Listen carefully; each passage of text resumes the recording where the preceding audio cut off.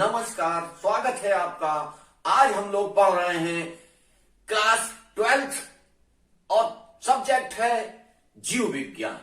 जीव विज्ञान में हमने कल से प्रारंभ किया था जैव प्रौद्योगिकी के सिद्धांत एवं प्रक्रियाएं। क्या इसके सिद्धांत होते हैं और क्या इसकी प्रक्रियाएं होती हैं, इन सबको हम लोग समझ रहे थे, जिसको कहा जाता है बायोटेक्नोलॉजी।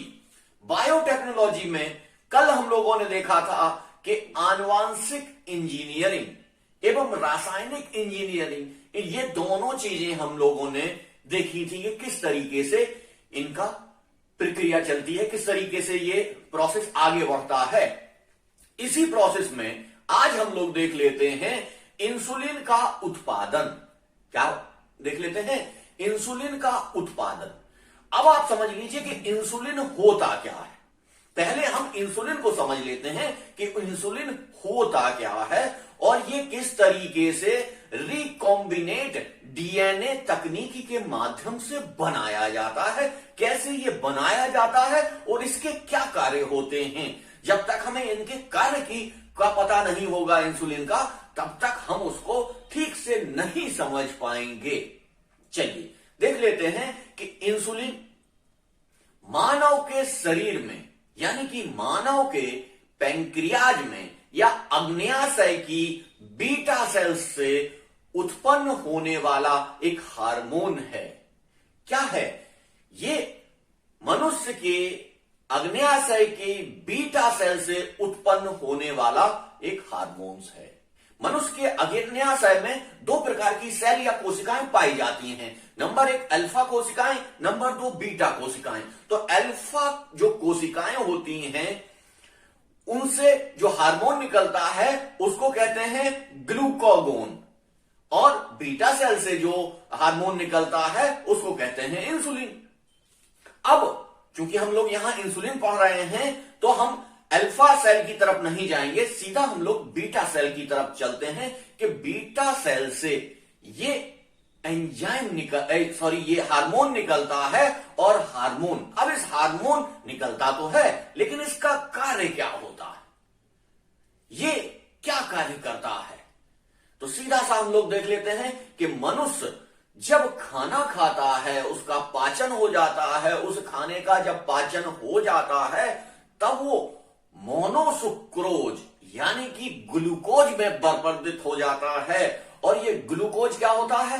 रक्त में सम्मिलित हो जाता है। ग्लूकोज जब रक्त में सम्मिलित हो जाता है तब सारे शरीर के अंगों के सेल्स को ऊर्जा प्रदान करता है। लेकिन जब ये ग्लूकोज की मात्रा ज्यादा होती है तब ये ग्लूकोज को इंसुलिन क्या करता है? ग्लाइकोजन में परिवर्तित कर देता है। ग्लाइकोजन में परिवर्तित कर देता है। और हां, एक इंपॉर्टेंट क्वेश्चन है कि ग्लाइकोजन संग्रहित कहां होता है? तो ग्लाइकोजन यकृत में संग्रहित होता है। यकृत में संग्रहित होता है और कितना? ये 400 ग्राम तक संग्रहित हो जाता है। कितना? 400 ग्राम तक इसको संग्रहित कर लिया जाता है। यानी कि जब रक्त में ग्लूकोज की मात्रा अधिक होती है, उस ग्लूकोज की मात्रा को नियंत्रित करने के लिए ये कार्य करता है, ये इंसुलिन नामक हार्मोन काम करता है कि बीटा सेल्स, अग्न्याशय की बीटा सेल इसका स्रावण शुरू करती हैं और रक्त में ग्लूकोज की मात्रा को नियंत्रित करती हैं। यदि रक्त में ग्लूकोज की मात्रा अधिक रहती है तो इससे कई सारे अंग खराब होने की संभावनाएं बन जाती हैं और इससे एक रोग उत्पन्न होता है जिसको कह देते हैं मधुमेह या शुगर।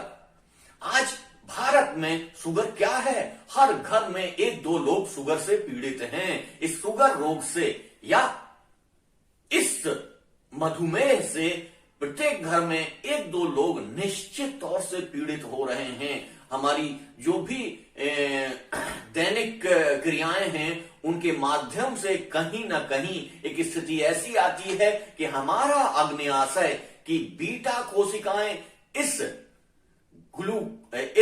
इंसुलिन नामक हार्मोन का स्रावण बंद कर देती हैं, स्रावण नहीं करती हैं, जिससे कि रक्त में ग्लूकोज की मात्रा बढ़ जाती है। वो ग्लूकोज ग्लाइकोजन में परिवर्तित नहीं हो पाता है, और ग्लाइकोजन जब ज्यादा हो जाता है तब वो परिवर्तित हो जाता है किसमें? फैट में परिवर्तित हो जाता है। तो ये रक्त में, ब्लड में जो ग्लूकोज होता है, ग्लूकोज क्या? मोनोसैक्राइड। मोनोसैक्राइड यानी कि C6H12O6 जिसका रासायनिक सूत्र है, वो जब ब्लड में ज्यादा हो जाता है तब कई समस्याएं पैदा करता है। व्यक्ति को लगातार थकान महसूस होती रहती है, व्यक्ति कोई काम करने की इच्छा नहीं होती है उसकी, और इसी तरीके से जब ये क्रम ज्यादा दिनों तक चल जाता है तब धीमे धीमे उसका हार्ट, उसकी किडनी और उसके लीवर पर इसका असर पड़ता है।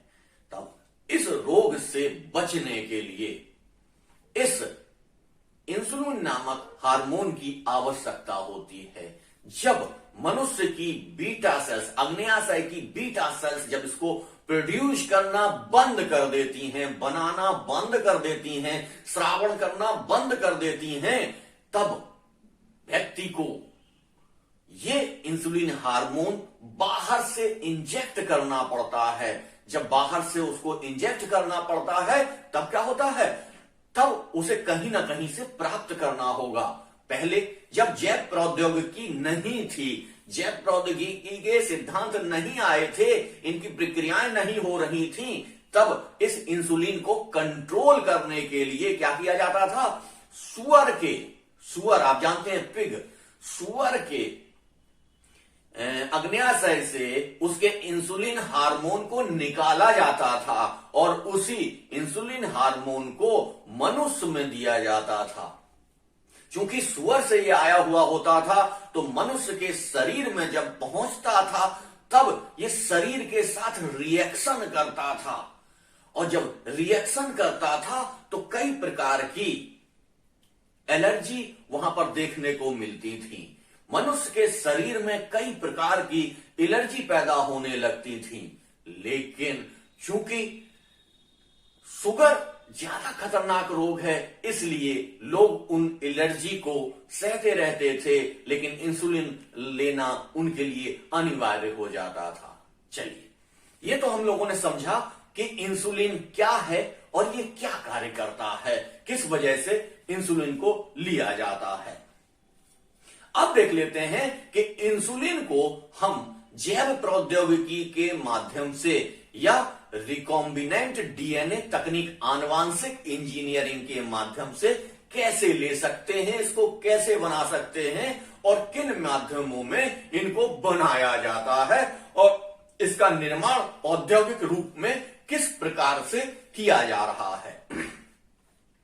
चलिए, क्या है क्वेश्चन, क्या आ रहा है कि जैव प्रौद्योगिकी के माध्यम से बैक्टीरिया या अन्य जीवों के माध्यम से इंसुलिन को बनाया जा रहा है इस समय, तो ये कैसे बनाया जा रहा है? यानी कि हमें ये तो पता है कि जो जैव प्रौद्योगिकी है या आनुवांशिक इंजीनियरिंग है उसके माध्यम से इंसुलिन को बनाया जा रहा है लैब में, और लैब में बनाने के बाद फिर उसको दवा के रूप में मनुष्यों को उपलब्ध कराया जा रहा है। लेकिन ये कैसे बन रहा है? क्योंकि हम लोग साइंस के स्टूडेंट हैं, जीव विज्ञान के स्टूडेंट हैं, तो हमें अब ये जानना आवश्यक है कि ये किस प्रकार से बन रहा है, किस प्रकार से इसको बनाया जा रहा है, किन किन क्रियाओं और प्रक्रियाओं के माध्यम से इसको बनाया जा रहा है। अब देख लेते हैं इसमें करते क्या हैं हम। मानव के अग्न्याशय से हम क्या करते हैं, बीटा सेल से इंसुलिन के जीन को प्राप्त करते हैं। क्या करते हैं, मानव के बीटा सेल के डीएनए से इंसुलिन के जीन को प्राप्त करते हैं, और क्या करते हैं, डीएनए को प्राप्त करते हैं। इसके पश्चात, चूंकि अब आप एक चीज देख लीजिए कि पहले तो सेल ही कितनी छोटी होती है, उसके बाद उसका डीएनए, डीएनए के बाद उसमें जीन, और जीन भी उसमें स्पेसिफाई जीन, तो हम उसको ढूंढेंगे कैसे, कैसे हम उसको ये सब कर पाएंगे? तो इसको हम लोग ढूंढते कैसे हैं? इसमें हम डीएनए को रिकंस्ट्रक्ट एंडोन्यूक्लिएज एंजाइम से कट करते हैं। कैसे कट करते हैं? रिकंस्ट्रक्ट न्यूक्लिएज एंजाइम के माध्यम से इसको हम कट करते हैं। इसको कट करने का, इस एंजाइम को क्या कहते हैं? इसको आणविक कैंची भी कहते हैं। यानी कि डीएनए से हम एक पदार्थ काट रहे हैं, या डीएनए में जो हजारों जीन पाई जाती हैं, उन हजारों जीन में से हम एक जीन को कट कर रहे हैं। एक जीन को जब कट कर रहे हैं तो उस जीन को काटने के लिए हमें एक प्रक्रिया अपनानी पड़ती है, जिस प्रक्रिया में हम किसका उपयोग करते हैं? डीएनए रिकंस्ट्रक्ट एंडोन्यूक्लिएज एंजाइम का। और इस एंजाइम के माध्यम से हम इंसुलिन जीन को पहचानते हैं, और इंसुलिन जीन को पहचानने के बाद उसको कट करते हैं। इसके पश्चात हमारा अगला काम होता है कि हम ऐसे बैक्टीरिया को खोजते हैं, हम ऐसे बैक्टीरिया को खोजते हैं जिसमें डीएनए के अतिरिक्त एक प्लाज्मिड भी होता है, या एक प्लाज्मिड भी पाया जाता है। मतलब ऐसा बैक्टीरिया जिसमें डीएनए तो हो ही, डीएनए के अतिरिक्त एक प्लाज्मिड पाया जाए। अब यहां पर एक नया शब्द आ गया, प्लाज्मिड। तो आपके दिमाग में आएगा कि प्लाज्मिड क्या होता है? सर ने प्लाज्मिड तो समझाया ही नहीं। चलिए तो यहां समझ लेते हैं कि प्लाज्मिड क्या होता है। प्लाज्मिड क्या है, इसको हम लोग देख लेते हैं कि जीवाणु के शरीर में जो डीएनए होता है उसके अतिरिक्त एक गोलाकार गुणसूत्रीय डीएनए मौजूद होता है। यानी कि जो डीएनए एक तो होता ही होता है, उसके अतिरिक्त एक गोलाकार गुणसूत्रीय डीएनए होता है, जो कुछ जीवाणुओं में पाया जाता है। कहां पाया जाता है? जीवाणुओं में पाया जाता है। और ऐसे जीवाणु कौन कौन से हैं? जैसे ई कोलाई बैक्टीरिया में भी ये अतिरिक्त प्लाज्मिड पाया जाता है। ठीक है, तो हम ऐसे बैक्टीरिया की खोज करते हैं जिसमें ये अतिरिक्त डीएनए पाया जाए, ये प्लाज्मिड पाया जाए। अब हम करते क्या हैं कि उस प्लाज्मिड को बाहर निकालते हैं, और प्लाज्मिड को उसी कैंची से, यानी कि डीएनए को, इस प्लाज्मिड को रिकंस्ट्रक्ट एंडोन्यूक्लिएज से, ठीक है, रिकंस्ट्रक्ट एंडोन्यूक्लिएज एंजाइम से कट करते हैं, काटते हैं, और उसके कुछ भाग को हम क्या कर देते हैं? हटा देते हैं, वहां से उसको अलग कर देते हैं। और उसको हटाने के पश्चात क्या करते हैं? उस डीएनए को और प्लाज्मिड डीएनए को जोड़ देते हैं। कैसे जोड़ देते हैं?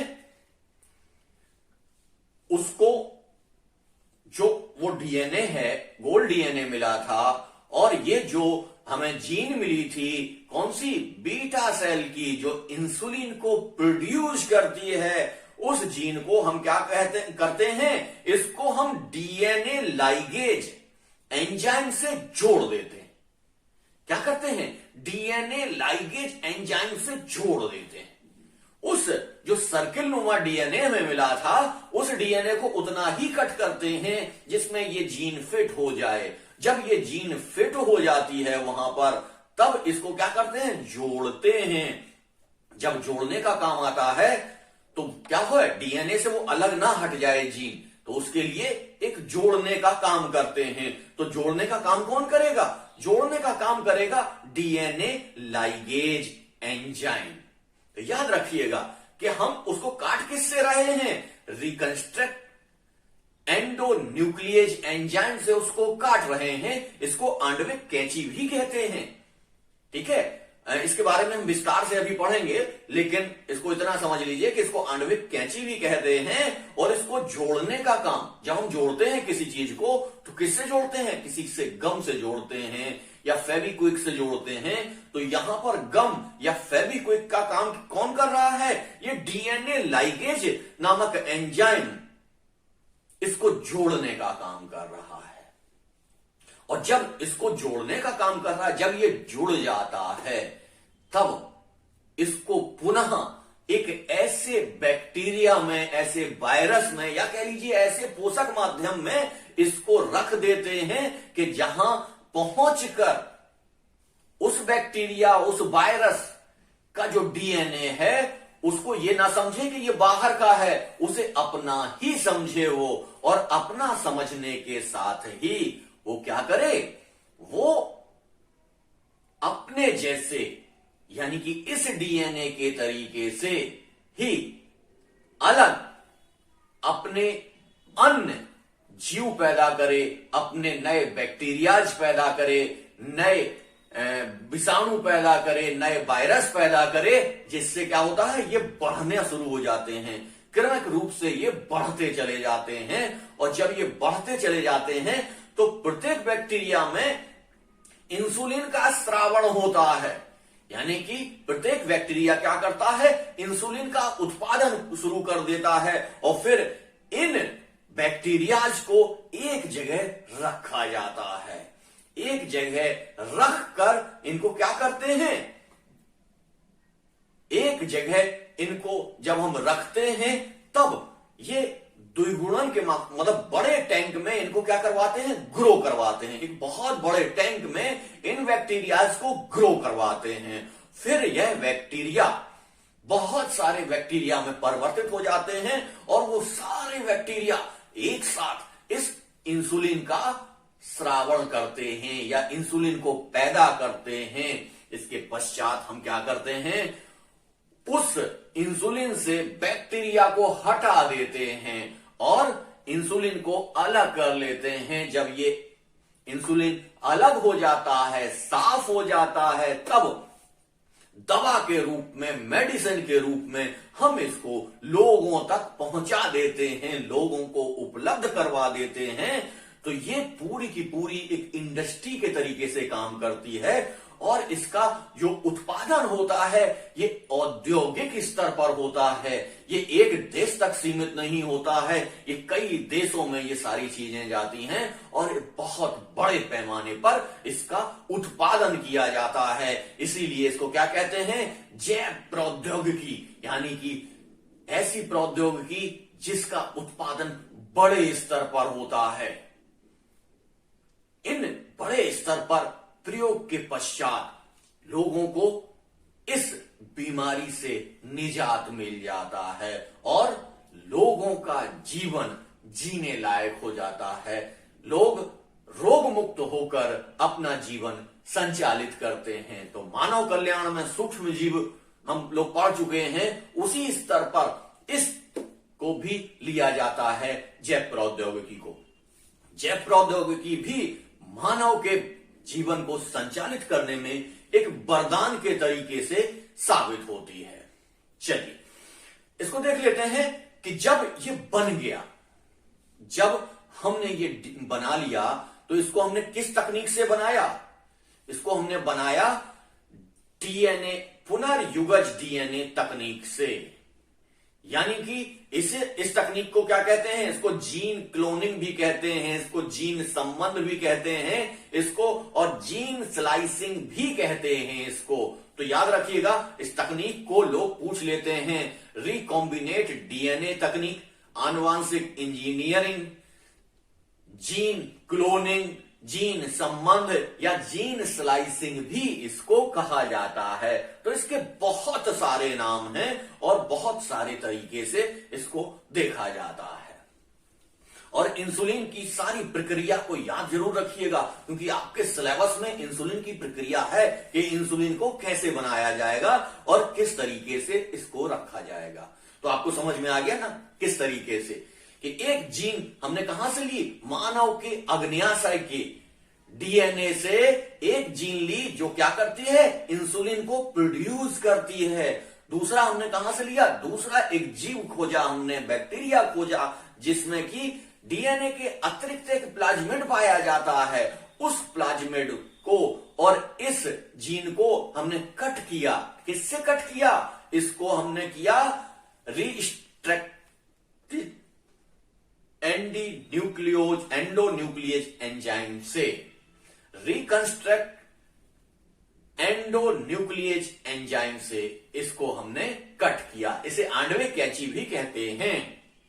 इसको कट करने के पश्चात फिर इसको हमने जोड़ा किससे, डीएनए लाइगेज से इसको जोड़ा। और डीएनए लाइगेज से जब हमने इसको जोड़ दिया, अब हमने इसको पुनः एक पोषक माध्यम में भेज दिया। पोषक माध्यम कुछ भी हो सकता है, बैक्टीरिया हो सकता है, वायरस हो सकता है, कुछ भी हो सकता है। उस पोषक माध्यम में हम इसको भेज देते हैं। जब ये वहां पहुंच जाता है तो वो वायरस या बैक्टीरिया का शरीर ये नहीं पहचान पाता है कि ये डीएनए हमारा है या कहीं दूसरी जगह से आ गया है, और वह इससे प्रतिक्रिया करके वैसी ही संरचनाएं बनाने लगता है जो सूचनाएं इस डीएनए में उपलब्ध होती हैं। डीएनए में उपलब्ध होती हैं यानी कि हमने क्या किया है, लाइगेज एंजाइम के माध्यम से वो जीन भी इसमें डाल दी। जब हमने जीन इसमें डाल दी तब वो जीन वहां क्या कर रही है, वो वहां इंसुलिन को प्रोड्यूस कराने लग गई,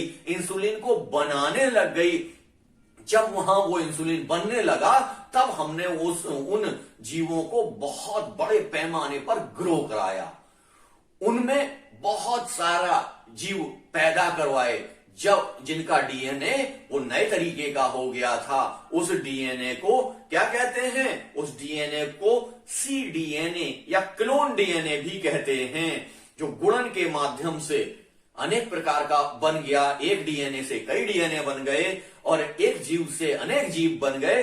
तो जब एक जो डीएनए था वो अलग था, लेकिन जब ये दूसरा बना तो इस डीएनए को फिर क्या कहा गया, क्लोन डीएनए या cDNA के नाम से भी इसको हम जानते हैं। जब ये बन गया, बहुत सारे हो गए, तब हमने फिर क्या किया, बहुत सारा इंसुलिन जब प्रोड्यूस हो गया तब इंसुलिन और बैक्टीरिया को हटा दिया और इंसुलिन को मानव कल्याण के कार्यों में एज ए मेडिसिन प्रयोग करने लग गए। इतनी चीज आप लोग समझ लीजिए। इतनी चीजें अगर आपको समझ में आ गई हैं तो बहुत अच्छी बात है, क्योंकि ये प्रोसेस थोड़ा सा कठिन है, लेकिन यदि आप ठीक से इसको समझ लेंगे तो ये ज्यादा कठिन नहीं है। चलिए अब हम लोग देख लेते हैं कि इस तकनीकी की सफलता के क्या कारण हैं, ये तकनीक क्यों सफल हुई और ये तकनीक कैसे खोजी गई, क्या कारण थे इसमें कि ये खोजी गई और ये सफल भी हुई। नहीं तो पहले हम क्या कर रहे थे, सुअर के पैंक्रियाज से सीधा इंसुलिन को निकाल ले रहे थे। लेकिन ये जो नई तकनीकी आई, जैव प्रौद्योगिकी के अंतर्गत आई, ये क्यों सफल हुई, इसको हमें जानना बहुत आवश्यक है कि ये तकनीक क्यों सफल हुई, इस तकनीकी के सफल होने के क्या कारण हैं। चलिए इसमें हम देख लेते हैं कि इन प्रक्रियाओं में दो अलग अलग प्रजातियों का डीएनए हम ले रहे हैं और उनको जोड़कर एक नया रिकॉम्बिनेट डीएनए बनाते हैं और किसी उचित पोषक माध्यम में इसको क्या कर देते हैं, इंजेक्ट कर देते हैं। जब इंजेक्ट कर देते हैं तो ये तकनीक जो हमने प्रारंभ की, कैसे डीएनए खोजा, कैसे डीएनए काटा, कैसे जीन काटी, तो इसमें कुछ तो ऐसे लक्षण रहे होंगे जिन लक्षणों के माध्यम से ये कार्य हम कर पाए। तो चलिए उन लक्षणों को देख लेते हैं, वो कौन से लक्षण होते हैं और किन लक्षणों से वो चीजें उत्पन्न होती हैं। सबसे पहले इसमें आता है कि वो प्रवृत्ति, डीएनए की प्रवृत्ति। कौन सी प्रवृत्ति, डीएनए का विकृतीकरण या पुनः स्वाभाविकरण की क्षमता, यानी कि डीनेचुरेशन और रीनेचुरेशन की जो प्रवृत्ति है डीएनए की, उस डीएनए की प्रवृत्ति के कारण हम इसमें सफल हुए। अगर उसमें यह प्रवृत्ति ना पाई जाए तो हम इस प्रक्रिया को पूरा करने में सफल नहीं हो सकते हैं। इसको हम देख लेते हैं कि यह प्रक्रिया कैसे होती है, कैसे डीनेचुरेशन होता है, यानी कि कैसे विकृतीकरण होता है। विकृतीकरण में जब हम डीएनए को 100 डिग्री तापमान पर गर्म करते हैं, क्या करते हैं, हम डीएनए को 100 डिग्री तापमान पर गर्म करते हैं, तो डीएनए, जब हम डीएनए पढ़ा रहे थे तो हमने आपको बताया था कि डीएनए में क्या होती हैं, दो रस्सी नुमा संरचनाएं होती हैं जो आपस में जुड़ी रहती हैं। किससे जुड़ी रहती हैं, हाइड्रोजन बॉन्ड से जुड़ी रहती हैं। हाइड्रोजन बॉन्ड हमने आपको वहां समझाया था कि एडेनिन थाइमिन के साथ 2 हाइड्रोजन बॉन्ड के साथ जुड़ता है और साइटोसिन गुआनिन के साथ 3 हाइड्रोजन बॉन्ड के साथ जुड़ता है। तो जब इसको हम गर्म करते हैं तब वो हाइड्रोजन बॉन्ड क्या हो जाते हैं, टूट जाते हैं और वो संरचना अलग हो जाती है, 2 संरचनाएं अलग हो जाती हैं और डीएनए की जो 2 श्रृंखलाएं हैं वो अलग हो जाती हैं। न्यूक्लियोटाइड की ये लंबी श्रृंखलाएं अलग हो जाती हैं। ये जिस बॉन्ड के माध्यम से जुड़ी थी वो बॉन्ड टूट जाता है। जब वो बॉन्ड टूट जाता है तब फिर हम क्या करते हैं, इसमें हम क्या, उस कैंची के माध्यम से, कौन सी कैंची है, रिकंस्ट्रक्ट एंडोन्यूक्लिएज एंजाइम, वो आणविक कैंची है जिस कैंची के माध्यम से हम डीएनए को उतना काट लेते हैं। काटने के पश्चात उसको यूज कर लेते हैं और पुनः इसको ठंडा करते हैं। जब ये ठंडी होती है तब ये क्या करते हैं, इसमें पुनः हाइड्रोजन बॉन्ड बन जाते हैं और ये पुनः अपनी आकृति में आ जाती है। कैसे आ जाती है, ये पुनः अपनी आकृति में आ जाती है, जिसको क्या कहते हैं, रीनेचुरेशन कहते हैं। इस पहले वाले को क्या कहा था, डीनेचुरेशन, यानी कि जो आकृति थी वो बिगड़ गई थी, विकृतीकरण हो गया था और ये पुनः जब इसको ठंडा किया तो ये पुनः अपनी स्वाभाविक आकृति में आ गया, यानी कि इसका क्या हो गया, रीनेचुरेशन हो गया। जब ये रीनेचुरेशन इसका हो जाता है, ठीक है, इसका डीनेचुरेशन हो जाता है, फिर इसके बाद रीनेचुरेशन हो जाता है। क्योंकि ये प्रक्रियाएं हो जाती हैं इसलिए हम इस प्रौद्योगिकी में या आनुवांशिक इंजीनियरिंग करने में सफल हो पा रहे हैं। इसका मुख्य कारण यही है कि इसमें डीनेचुरेशन और रीनेचुरेशन का प्रोसेस पाया जाता है।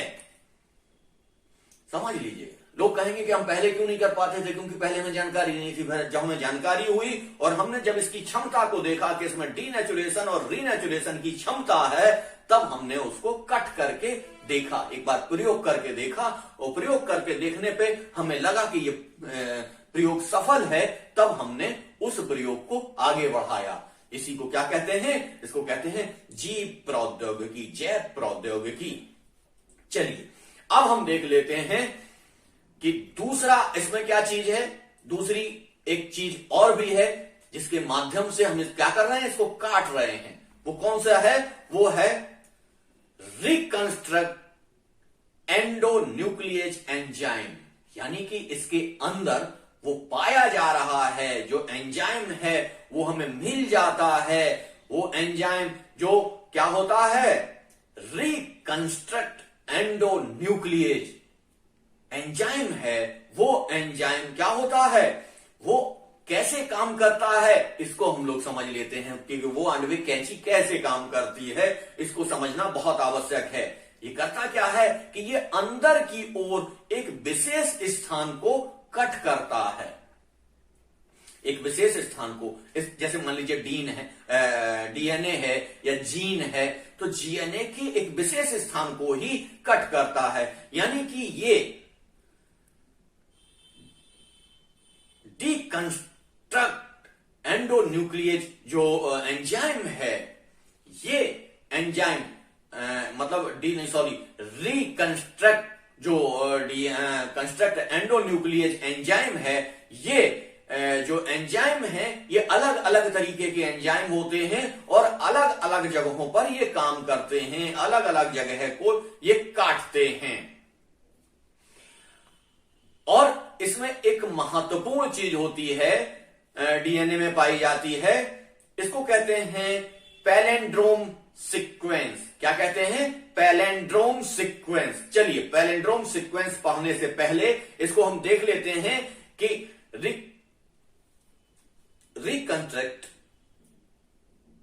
रिकंस्ट्रक्ट एंड्रोन्यूक्लिएज जो एंजाइम है ये कितने प्रकार के होते हैं और इनको किसने खोजा। ठीक है, तो इस एंजाइम को आर्पर ने खोजा। याद रखिएगा, कई बार पूछा जाता है कि इसको किसने खोजा? आर्पर ने खोजा।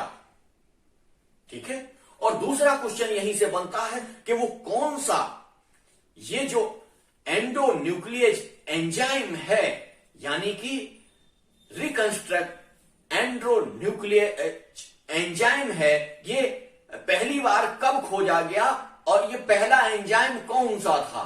यानी कि आर्पर ने तो बता दिया था, लेकिन ये स्पेशल कई प्रकार के होते हैं, तो स्पेशल प्रकार जो खोजा वो किसने खोजा?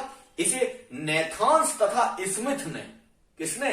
नेथांस तथा स्मिथ ने इसको 1970 में खोजा।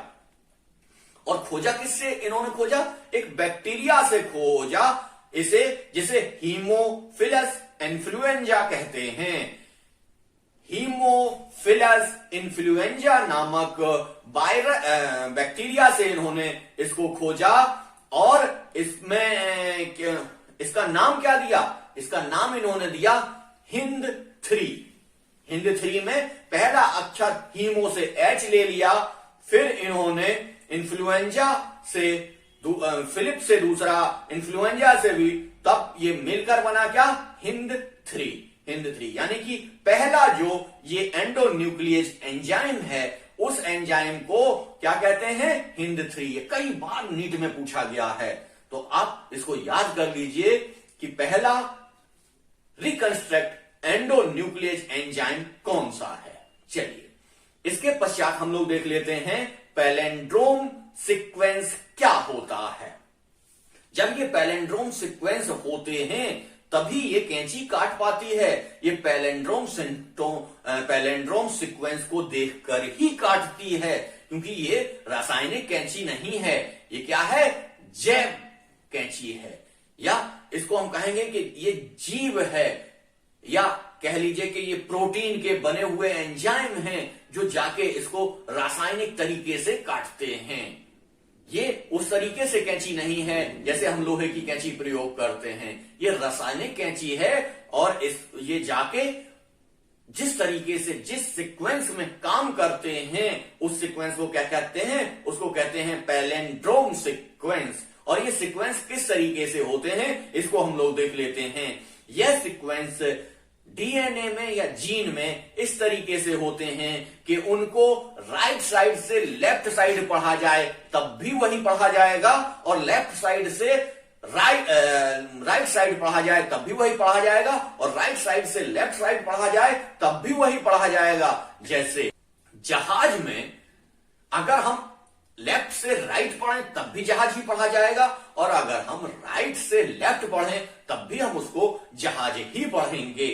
तो ये जो पैलेंड्रोम सीक्वेंस होता है ये लेफ्ट से शुरू करें तब राइट की तरफ जाएं तब भी वही होगा, और राइट से शुरू करें लेफ्ट की तरफ जाएं तब भी ये सीक्वेंस वैसा ही रहेगा। चलिए, डीएनए के पैलेंड्रोम सीक्वेंस पर ही ये एंजाइम कट करते हैं या काटने का काम करते हैं।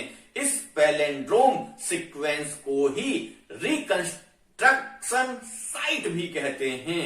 रिकंस्ट्रक्शन साइट भी कहते हैं, यानी कि जिसको वो काटते हैं पहले से निर्धारित होता है। ये कई प्रकार के होते हैं और कौन सा प्रकार इनका किसको काटेगा ये पता रहता है, तभी उस एंजाइम का प्रयोग वहां पर किया जाता है। उस कैंची के माध्यम से वो उतना भाग डीएनए का या जीन का काटा जाता है, और काटने के पश्चात ये क्या किया जाता है? ये रिकॉम्बिनेट डीएनए तकनीक का प्रयोग करके इसमें जोड़ा जाता है। जब इसको जोड़ दिया जाता है तब इसमें नए उत्पादन की संभावनाएं हो जाती हैं। चलिए, तो दूसरा पॉइंट था क्या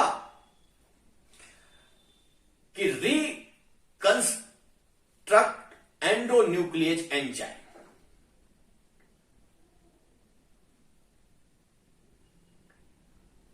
ठीक है, चलिए अब हम लोग देख लेते हैं इसका तीसरा भाग। तीसरा भाग क्या है?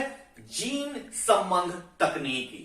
जीन संबंध तकनीकी क्या होती है ये जीन संबंध तकनीकी, और कैसे ये लाभ प्रदान करती है, और किस तरीके से ये प्रक्रिया को पूरा करवाने में ये सहयोग करती है। तो हमने जो तीसरा पार्ट बताया था कि डीएनए को, दो डीएनए को लाइगेज, डीएनए लाइगेज एंजाइम के माध्यम से जोड़ा जाता है, यानी दो अलग अलग डीएनए को या अलग अलग डीएनए के पार्ट्स को डीएनए लाइगेज एंजाइम के द्वारा जोड़ा जाता है।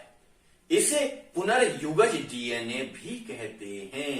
क्या कहते हैं इस डीएनए को? इस डीएनए को पुनर्युगज डीएनए बोलते हैं। और जब ये डीएनए बैक्टीरिया में चला जाता है और बैक्टीरिया में जाने के पश्चात जब ये ग्रो होने लगता है, ग्रो करने लगता है, बैक्टीरिया बढ़ने लग जाते हैं, तब इसको क्या कहते हैं? इसको cDNA कहते हैं, यानी कि इसे क्लोनिंग डीएनए भी कहते हैं। और इस तकनीकी के माध्यम से बहुत सारे, यानी कि औद्योगिक स्तर पर उत्पादों का निर्माण किया जाता है, उत्पाद बनाए जाते हैं, और फिर वो उत्पाद मानव के कल्याण के लिए प्रयोग किए जाते हैं। आज का टॉपिक बहुत बढ़ता जा रहा है, इसलिए आज का टॉपिक हम यहीं तक रखेंगे। आगे कल हम आके आपको बताएंगे। चलिए आइए देख लेते हैं कि ये जो हमने आपको पढ़ाया है, इसमें कुछ क्वेश्चंस हैं जो हम आपसे पूछते हैं। तो सीधा है रिकॉम्बिनेट डीएनए तकनीकी या आनुवांशिक इंजीनियरिंग तकनीकी क्या होती है, नंबर 1। नंबर 2, इसमें हम देखते हैं कि ग्लूकोज को ग्लाइकोजन में परिवर्तित करने वाला हार्मोन कौन सा है। दूसरा, इंसुलिन को किस अंग के द्वारा प्रोड्यूस किया जाता है। अगला है डीनेचुरेशन और रीनेचुरेशन प्रोसेस क्या है और ये कहां होते हैं। ये क्वेश्चंस के आंसर हमें कमेंट सेक्शन में आकर दीजिए। और यदि बहुत सारे स्टूडेंट ऐसे हैं जिन्होंने हमारे चैनल को सब्सक्राइब नहीं किया है, तो जिन लोगों ने सब्सक्राइब नहीं किया है प्लीज हमारे चैनल को सब्सक्राइब कर लीजिए। वीडियो पसंद आया है तो इसको लाइक करिए और अधिक से अधिक लोगों को तक शेयर कीजिए। धन्यवाद।